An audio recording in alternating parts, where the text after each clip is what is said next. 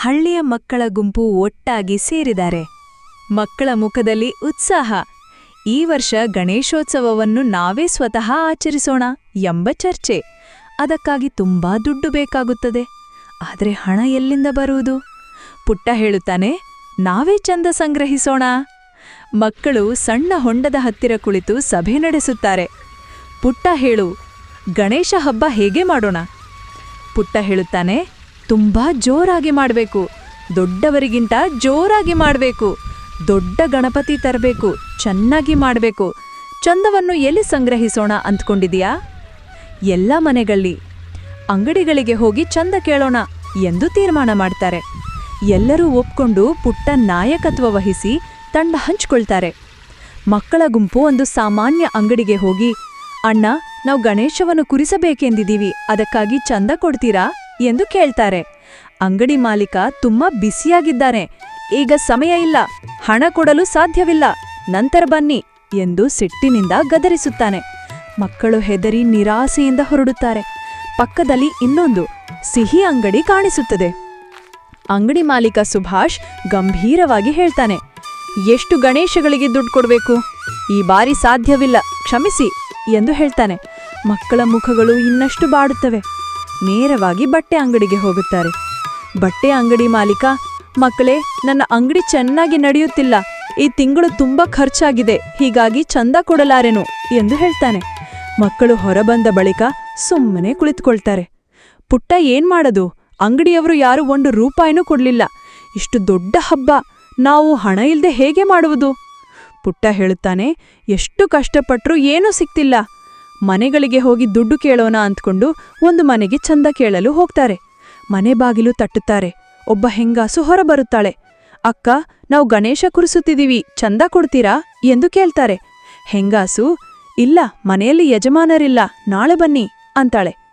ಬೇಸರದಿಂದ ಮುಂದಿನ ಮನೆಗೆ ಹೋಗ್ತಾರೆ. ಮುಂದಿನ ಮನೆಯೆಲ್ಲ ಚಂದ ಕೇಳ್ತಾರೆ. ಮನೆ ಮಾಲೀಕ ದುಡ್ಡು ಇಲ್ಲವೆಂದು ಹೇಳಿ ಕಳಿಸುತ್ತಾನೆ. ಬೇಜಾರಿನಿಂದ ಹೋಗಿ ಒಂದು ಕಡೆ ಕೂರುತ್ತಾರೆ. ಪುಟ್ಟ, ನಮ್ಮ ಕೈಯಲ್ಲಿ ಏನೂ ಇಲ್ಲ, ಆದರೆ ದೊಡ್ಡವರು ಅಂಗಡಿಗೆ ಹೋಗಿ ಚೆನ್ನಾಗಿ ಹಣ ಸಂಗ್ರಹಿಸುತ್ತಿದ್ದಾರೆ. ಹಳ್ಳಿಯ ದೊಡ್ಡವರು ತಾವೇ ಮಂಟಪ ಹಾಕಿ ದೊಡ್ಡ ಗಣೇಶ ಮೂರ್ತಿ ತರುವ ಯೋಜನೆ ಮಾಡ್ತಿದ್ದಾರೆ. ದೊಡ್ಡವರು ಅಂಗಡಿಗಳಿಗೆ ಹೋಗಿ ಚಂದವನ್ನು ಕೇಳಿ ಪಡೆಯುತ್ತಿದ್ದಾರೆ. ತಕ್ಷಣ ಹಣ ಸಿಗ್ತಾ ಇದೆ.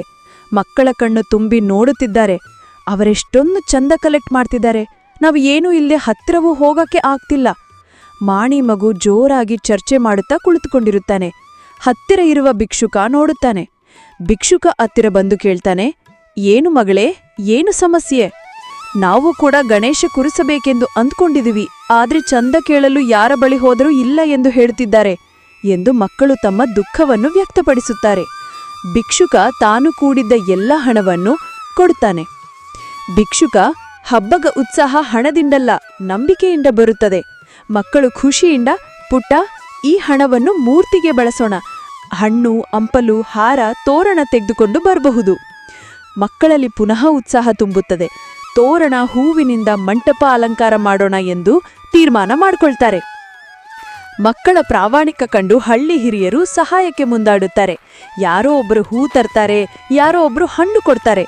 ಎಲ್ಲರೂ ತಮ್ಮದೇ ಆದ ಕೊಡುಗೆ ನೀಡುತ್ತಾರೆ. ಮನೆಯಿಂದ ತಂದ ತುರಾಹಿ, ಹಾರ, ಬಾಳೆ ಎಲೆ. ಮಕ್ಕಳು ಮಣ್ಣಿನಿಂದ ಮತ್ತು ಮೌಲ್ಯವಿಲ್ಲದ ವಸ್ತುಗಳಿಂದ ಗಣೇಶನ ಮೂರ್ತಿ ಮಾಡುತ್ತಾರೆ. ಹಳ್ಳಿ ಪಂಡಿತರಿಂದ ಮಂಗಳಾಚರಣೆ.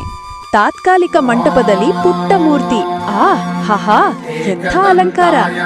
ಎಲ್ಲರೂ ಬರ್ತಿದ್ದಾರೆ. ಬಡವರು, ಶ್ರೀಮಂತರು, ಭಿಕ್ಷುಕ ಕೂಡ ಸೇರಿದ್ದಾನೆ.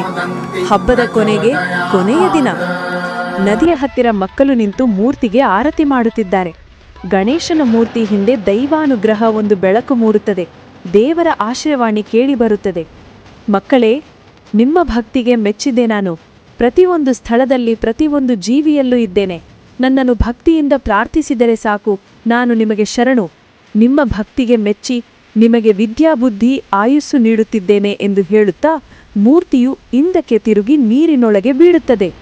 ಮಕ್ಕಳು ಭಿಕ್ಷುಕನಿಗೆ ಧನ್ಯವಾದ ಹೇಳುತ್ತಾರೆ. ಪುಟ್ಟ, ನಿಮ್ಮಿಂದ ನಾವು ಜೀವನ ಪಾಠ ಕಲಿಬೇಕು ಎಂದು ಭಿಕ್ಷುಕ ಹೇಳುತ್ತಾನೆ.